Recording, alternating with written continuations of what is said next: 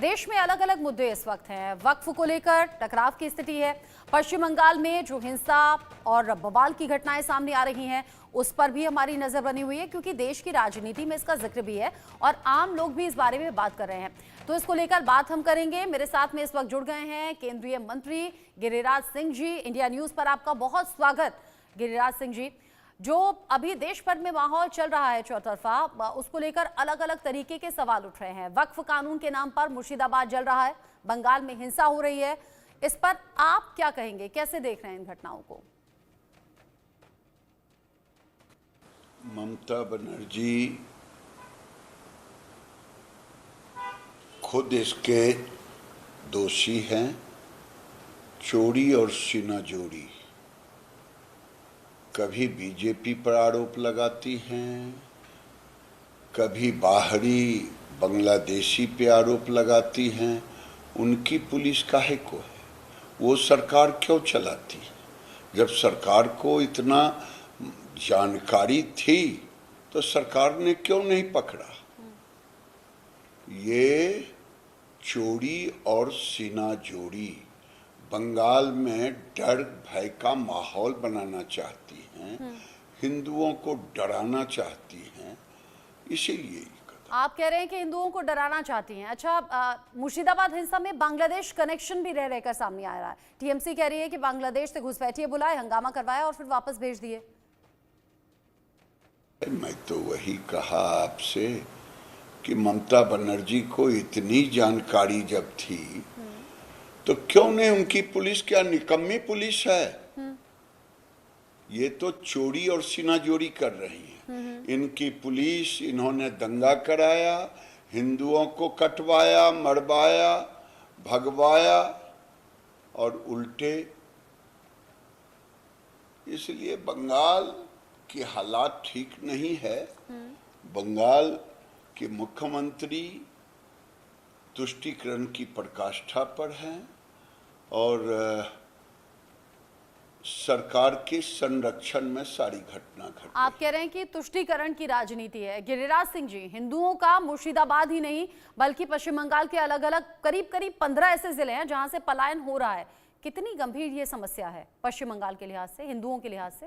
मैं तो बार बार कहता हूं, गाना है मांझी ही नाव डुबोए तो फिर कौन बचाए। जब चीफ मिनिस्टर किसी राज्य की कस्टोडियन होती हैं, रक्षा की जिम्मेदारी लेती हैं, तो आखिर वही करा रही हैं तो प्लान तो करेगा ही, भागेगा ही लोग।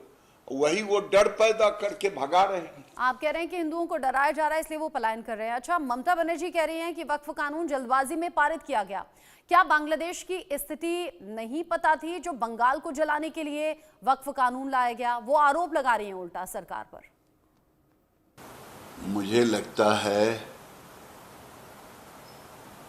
कि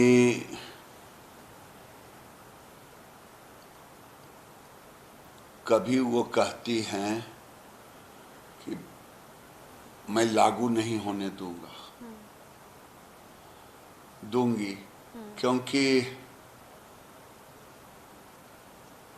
वो कानून को मानती ही नहीं है। ऐसा कहीं होता है क्या?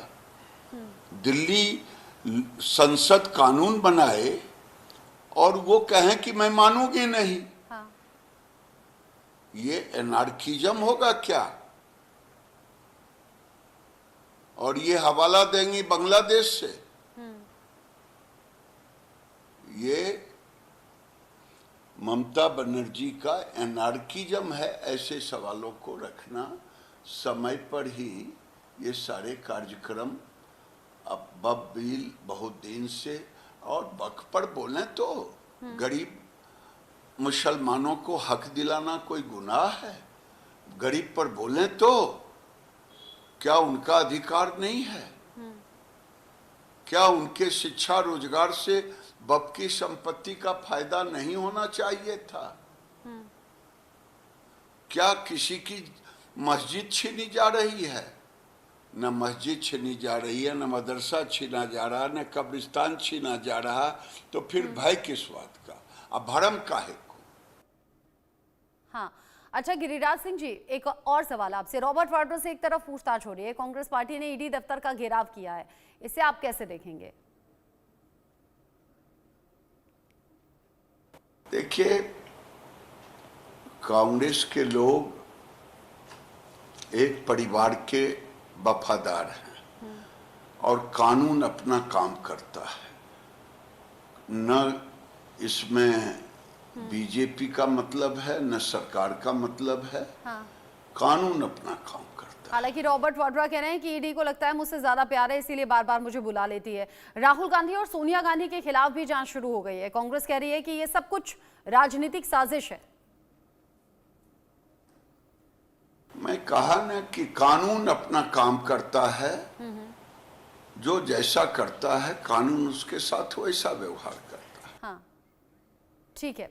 गिरिराज सिंह जी, बहुत शुक्रिया आपका इंडिया न्यूज के साथ जुड़ने के लिए। टीएमसी को लेकर, कांग्रेस को लेकर खुलकर आपने अपनी बात रखी है, बहुत शुक्रिया। आगे बढ़ेंगे। बीजेपी की तरफ से प्रेस कॉन्फ्रेंस हो रही है, गौरव भाटिया कोई जरूरी जानकारी शेयर कर रहे हैं, सुनते हैं।